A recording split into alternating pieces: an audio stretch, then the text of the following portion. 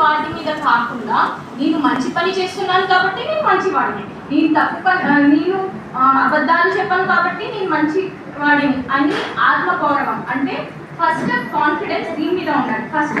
Second character అంటే మనం ఒకరి ముందున్నా వెనక ఉన్నా అంటే ఎక్కడ ఉన్నా కూడా ఒకేలాగా ఉండాలి, ఇది క్యారెక్టర్. థర్డ్ ఏంటంటే సెల్ఫ్ రిలయన్స్, అంటే పిల్లలు తన పనులు తాను చేసుకోగలగాలి. మనం చిన్నప్పుడు మా అమ్మ వాళ్ళైతే మీరు వారందరూ చిన్నప్పటి నుంచే స్టార్ట్ చేస్తారు. 9 సంవత్సరాల నుంచే కుకింగ్ అవన్నీ వచ్చు. కానీ ఇప్పటి పిల్లలకి జస్ట్ చదువు నేర్పిస్తున్నారు. చదువు వల్ల తర్వాత వాళ్ళు పెళ్ళిళ్ళు అయినాక చాలా ఇబ్బంది పడుతున్నారు. ఎందుకు అంటే వాళ్ళు వేరే స్కిల్స్ రావు. Skills important. ఇప్పుడు మళ్ళీ స్కిల్స్ మీద వస్తున్నారు చాలా. ఇంకొకటి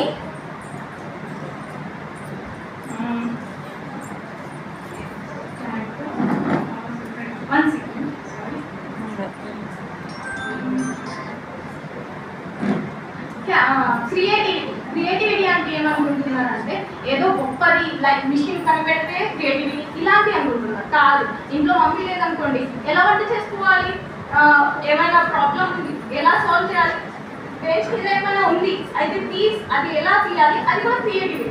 ఈ గ్రేటర్ గోల్స్ 4 మనము పిల్లలకి ఇస్తే మనం ఉన్నా లేకపోయినా వాళ్ళకి మనం ఆస్తి కన్నా విలువైన వస్తువులు ఇచ్చినట్టు.